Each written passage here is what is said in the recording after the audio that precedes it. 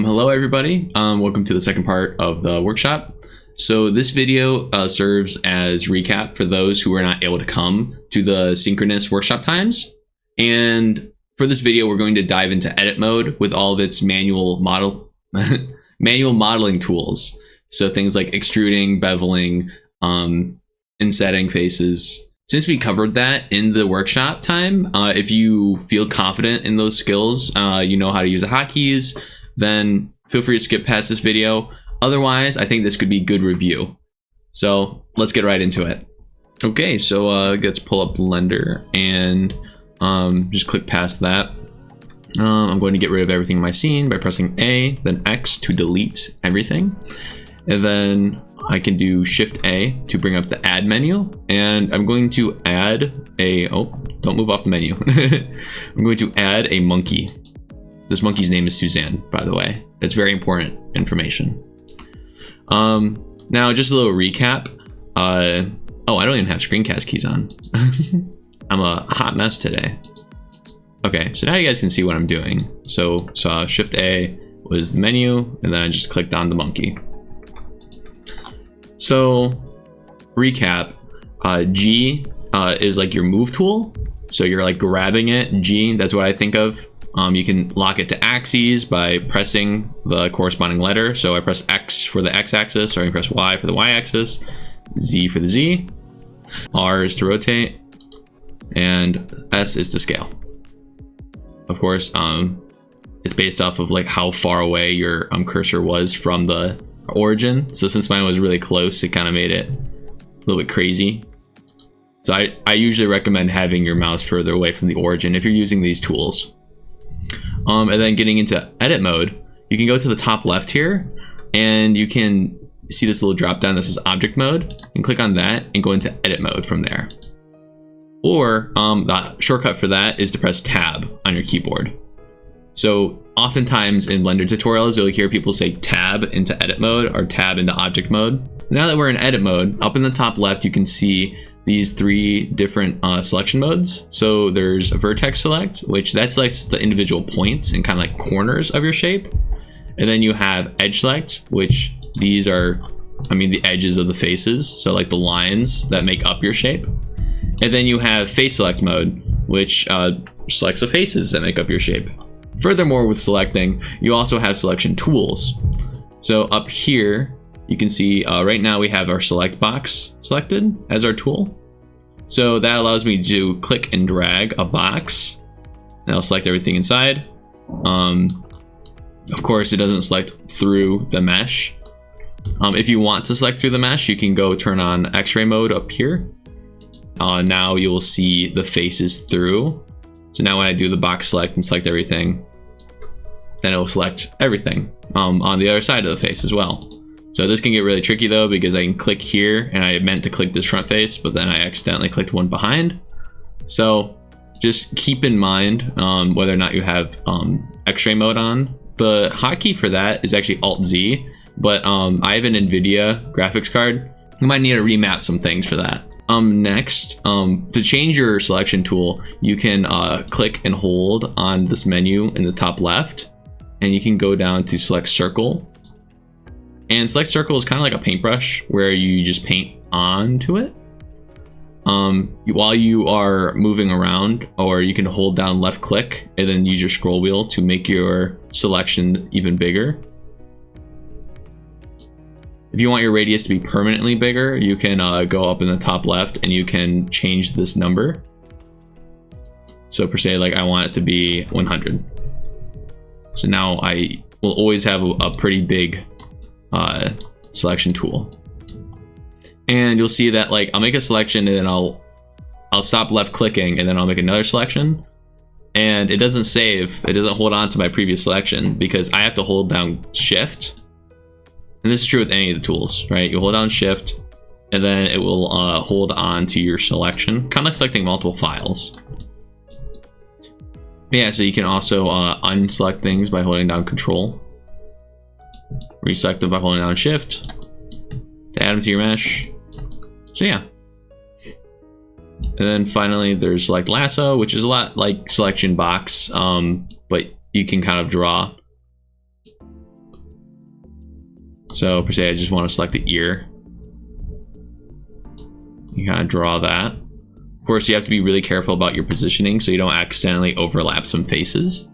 But yeah, there's a lot of different ways you can select things. You can click and hold it on the menu, or you can press W to cycle between them. And also this is just the tweak tool. So it's kind of like the move tool. Like if you were to press G when grabbing something.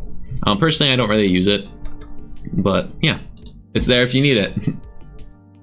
Another thing with selections is that you can press L while hovering over something to select linked faces. So you see that like the face of the monkey and like the ears, they all have linked geometry, but the eyes are actually separate, which I didn't realize until now. But yeah, so you can hover over there and press L, and then you can like, you know, mess with just the eyes. So I can grab them and remove them from the monkey. Furthermore, you can grow selections. So I'm going to demonstrate this in vertex select, and I'm just going to select these like very middle eye pupils, I don't know, and then do control and then plus on the number pad, and number pad plus will basically extend your selection outwards by 1 unit of whatever you're selecting. So since I was selecting vertices, it will go along those edges and find the next vertice to select. And of course I can manipulate these in the same way that I would manipulate objects in object mode. So I can use grab by G to grab it and move it. I can scale it pressing S, and I can rotate it by pressing R. But you'll notice that, well, I'm gonna grow my selection a little bit more. That way I have the whole eye selected. But anyways, you'll notice that when I manipulate them, that it doesn't actually do it based off the origin of those respective like eyes. It will do it based off like the middle point of the eyes. So for example, if I'm scaling them down, right, you think, oh, I'm going to shrink their eyes, then it's going to like shrink each eye individually, but instead it kind of pulls them together and it treats it as if I have one object selected.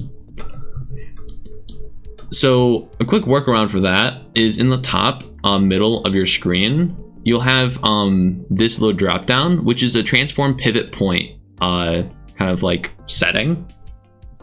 And from there, right now it's set to median point. What that does is that it finds the middle part of the object of like your whole selection. It will find some arbitrary center of gravity, and it will scale, rotate, do all those changes based off of that point. What we want is individual origins, which will take our separate selections that are not connected, and it will find their own respective centers. So using that, now it says individual origins. So then if I were to scale, now you see like the eyes scale separately from one another. They're not like one kind of shape coming together. On your keyboard, Control 1 will move you into vertex select. So I was already in vertex select, so you didn't see that. But Control 2 move you into edge select, and then Control 3 will move you into face select. So that can also help with your workflow.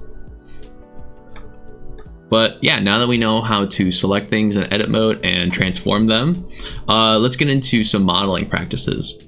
So I'm going to select these pieces, and well, I want to remove my object, but if I were just to select everything in edit mode and then delete it, so actually what you saw there in edit mode, the delete menu is a little bit different, because now I have the option to delete just selected vertices or just selected edges and faces and whatnot. So play around with that and see how they're different. So if I were to delete everything here in edit mode, so if I just delete all the vertices, I would go back into object mode, and you see that I still have an object here in my scene collection. So I need to actually properly delete this in object mode. Blender allows you to do that just so that you can have like empty objects that can be used as controllers for other things in animation later on. There's a lot of different applications, but we're not going to get into that right now. Anyways, I'm going to Shift A and then add a cube. Then with this cube, I'm going to go tab back into edit mode, and then I'm going to show you these other tools. So first off, I'm going to show you the Extrude Tool. So with the Extrude Tool, you can select anything, and it's a lot like kind of grabbing and moving an object, but it creates the topography in between. So without using the Extrude Tool, I can just grab this, right, and move it around, and grab and move it on the Z-axis, right? And the rest of the shape will kind of stretch to accommodate that change. But if I were to use the Extrude Tool and click and pull using this, now it moved, but it kept the rest of the shape in place, and instead added new topography, new edges and vertices to accommodate that change. Furthermore, the hotkey for this tool is E. So I can just press E and then move along. Initially, it will snap to the normal of that face. So a 90 degree of that face. So you can see this like blue line, right? That's like the Z axis for that face. But you can snap it to other axes by pressing the axis letter. If I would like to extrude and I don't want it to get it's kind of stuck on this axis, I can right click, and then that counts it as an extrusion, but the plane didn't move anywhere. So now I can just use my move, rotate, and scale tools to just kind of move it around to where I want it to be. So maybe I want to scale it down, right? And I want to move it up on the Z axis. So next, I'm going to show you the Inset Face tool. So what this does is kind of what I just did, where I extruded and then I right clicked so that it doesn't move anywhere, and then I scale it down, right? Inset does the same thing, where if I click and pull on this little circle here, there you go, it brings it in. That hotkey for this is I. Of course, don't go too far or else you will have overlapping faces, so just be careful about that. So kind of thinking about like how we want to build our robot. Maybe we want to have like a neck here, right? And then I can extrude again, and then right click so it doesn't go anywhere, S to scale, and then extrude it up again. So now he has a head. And then I can also do this on the sides for like a body. Maybe I can like inset the face first. I also can just like move this up, right? So I want his arm to be a little higher on his body, and then I can extrude it out. Inset, grab, Z, put up, and then extrude. Maybe like pop around between your different orthographic views to get a better idea. So you can see that like this arm is a little bit bigger than this arm. So if you want to, I guess, focus on the details and make sure that they're the right size, then feel free to take your time and measure things using those different units, right? You can see like the different lines here. Yeah, and then next is the Bevel Tool I'll show you. So what this does is it will take a selection and it'll kind of round out the corners by adding geometry in between the selection and the rest of the model. So here you can see that it added like faces along here to kind of round out those edges. And the shortcut for that is Control B. So I beveled again. So you can see Control B does that. And also when you're beveling, if you use the mouse wheel, you can scroll up to add more cuts in that bevel. So it'll add more faces, it'll add more edges. Down here in the bottom left, you have this bevel menu where you can change the settings for how it bevels as well. So per se, I want it to have only 2 segments, right? So now I'll only cut it 2 times along the edge. So yeah, play around with these different options. You also can bevel just the vertices. So now just on the corners, is it kind of rounded out? So now instead of having like, I still have these sharp edges, but now like the corners are rounded. So yeah, I mean, like just play around with these different tools, get creative. Next, I'm going to show you the Loop Cut tool. So what that does is, well, first let me enable my bevel. So over here, I'm going to show you the loop cut tool, which this will cut a line all the way through your mesh, and it looks for symmetry. So unfortunately, our model is not perfectly symmetrical because of the arms, but I mean, it's still a good tool if you have like certain parts of your model that you want to cut evenly. So per se, I want to cut down the middle of his body. I can cut here. And just like the bevel tool, there's also a little menu that shows up here in the bottom left. And I can add cuts. So maybe I want there to be like, let's say 5 cuts. And then I also can change those settings to up here before I make the cut. You can change the factor too. So that's like sliding it along the face. So instead of using that menu to slide things along the face, you also can make a cut and then press G, then G again really quickly and slide that along. Yeah, maybe I'll do 5 cuts, and I can also cut across his middle. Maybe do another cut, slide it down. And then, I don't know, just like playing around with some of these tools, right? I can use the extrusion tool. So maybe, I don't know. I'll give him like an interesting pattern, I guess, on his chest. I don't know. Shoot that in. Really just like learning to play around with these tools and get creative, see what they can do.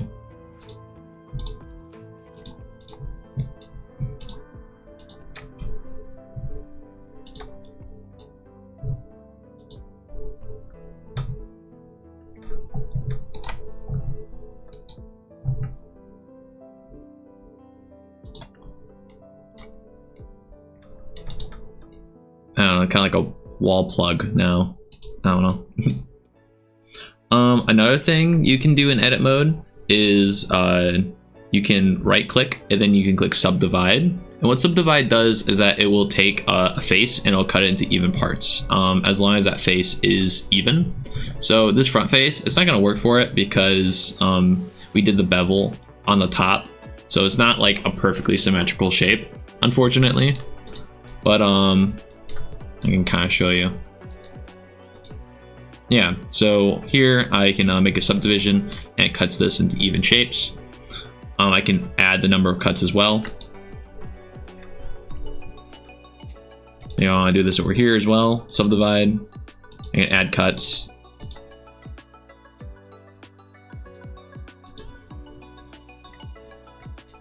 So yeah, I mean, just get creative with this. Remember like the combinations of these tools with like the transform functions. So like extrude, and then instead of doing anything, just right click and then maybe scale, right? And then maybe I move it on the x-axis.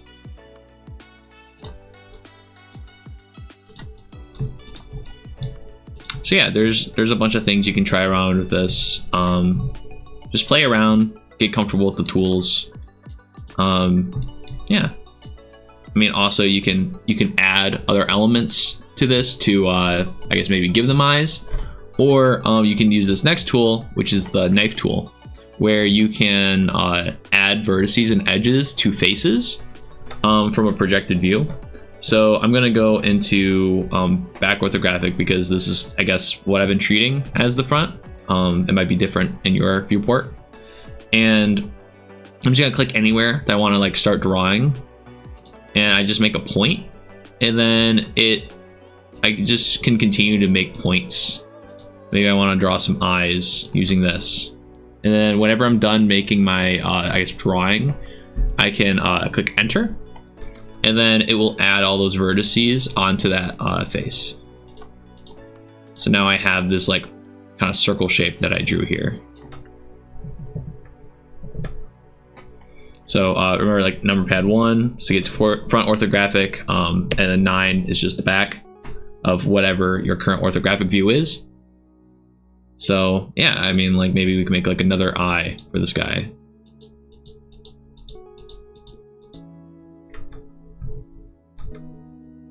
Maybe we can make like a mouth.